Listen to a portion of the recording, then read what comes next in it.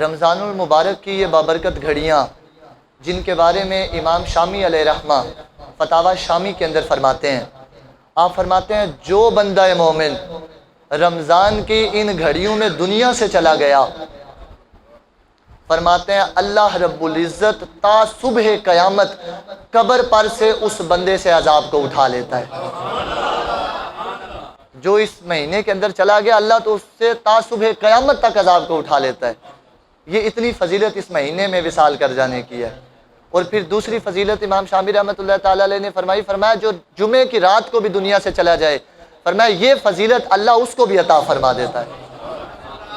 یہ اتنی بابرکت گھڑیاں جن میں ہم اپنے آقا مولا کا ذکر سننے کے لیے بیٹھے ہوئے ہیں۔ اور پھر رمضان المبارک کی ان بابرکت گھڑیوں کے اندر جو بندہ دنیا سے چلے جائے اس کے لیے ثواب بھی 70 گنا یا اس سے بے بہا۔ امام احمد رضا بریلوی رحمۃ اللہ تعالیٰ علیہ نے اپنا پورا رسالہ لکھا، فتاوی رضویہ شریف کے اندر بھی موجود ہے۔ آپ رحمۃ اللہ تعالیٰ علیہ فرماتے ہیں والدین کا حق بندے کے ماں باپ کے مر جانے کے بعد بھی اولاد کے ذمہ پہ باقی رہتا ہے۔ ان کے چلے جانے کے بعد ذمہ یہ نہیں ماں باپ کی تدفین کر دی تو ان کا حق ختم ہو گیا، فرمایا نہیں، ان کا حق باقی ہے۔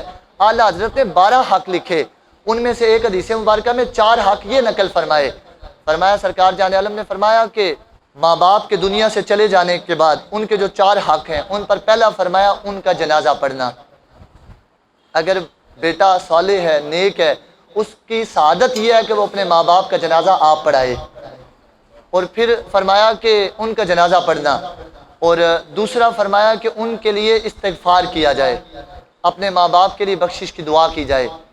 اور اس پر لکھا کہ اگر اولاد میں کوئی صالح ہو، نیک ہو، حافظ قرآن ہو، عالم دین ہو، فرمایا ایسی اولاد کا وجود ماں باپ کے لیے بخشش بھی ہے، رحمت بھی ہے۔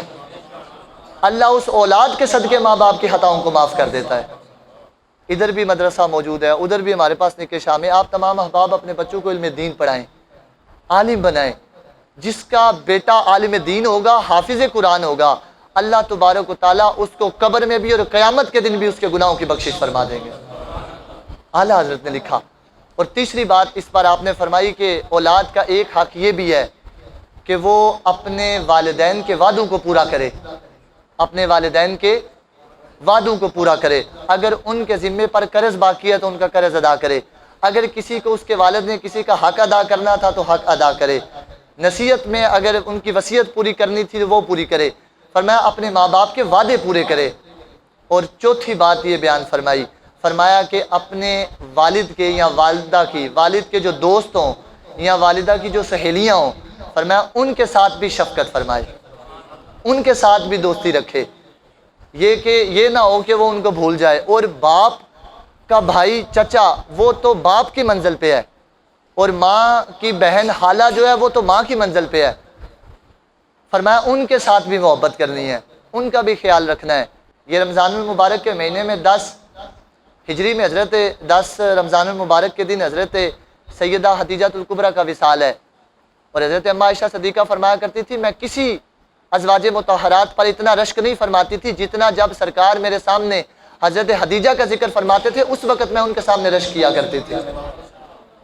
اور حضرت اماں عائشہ فرماتی ہیں سرکار جان عالم حضرت خدیجہ کیونکہ حضور کی زوجہ تھیں تو اپنی زوجہ کی جو سہیلیاں تھیں ان کے گھر میں سرکار گوشت اسپیشل کر کے بھجوایا کرتے تھے، ان کے ساتھ بھی شفقت فرمایا کرتے تھے۔ تو یہ 4 حق اعلیٰ حضرت بریلوی رحمۃ اللہ تعالیٰ علیہ نے فرمایا کہ اولاد کے ذمہ کرم پر باقی ہیں، جس نے اولاد نے اپنے ماں باپ کے حقوق کو ادا کرنا ہے، اور یہ ثواب ہے۔ اور پھر آج اس کے لیے کئی ذریعے موجود ہیں ماں باپ کے ثواب کے لیے۔ ہم لوگ مساجد بنوا سکتے ہیں، مدارس کو بنوا سکتے ہیں، بچوں کو عالم اور حافظ بنوا سکتے ہیں، پانی کی سبیل لگوا سکتے ہیں، بچوں کو قرآن پاک لے کر کے دے سکتے ہیں، کئی ذریعے ہیں۔ لیکن ہر وہ نیکی اللہ کی بارگاہ میں مقبول ہے جس کو اخلاص سے کیا جاتا ہے اور اس کی نیت میت کے لیے کی جائے، اور اس کی نیت میت کے لیے ہو اور نیت اس کی اخلاص کے ساتھ ہو، اللہ رب العزت اس نیکی کے صدقے میت کی بخشش فرما دیتا ہے۔ اٹھو عدالت الحبیب سے جڑ جاؤ، ذکر مصطفیٰ اور محبت مصطفیٰ کو عام کرو اور زمانے پہ چھا جاؤ، کیونکہ ہم اپنا معیار زمانے سے جدا رکھتے ہیں، ہم تو محبوب بھی محبوب خدا رکھتے ہیں۔ اٹھو ادارۃ الحبیب سے جڑ جاؤ، ذکر مصطفیٰ اور محبت مصطفیٰ کو عام کرو اور زمانے پہ چھا جاؤ، کیونکہ ہم اپنا معیار زمانے سے جدا رکھتے ہیں، ہم تو محبوب بھی محبوب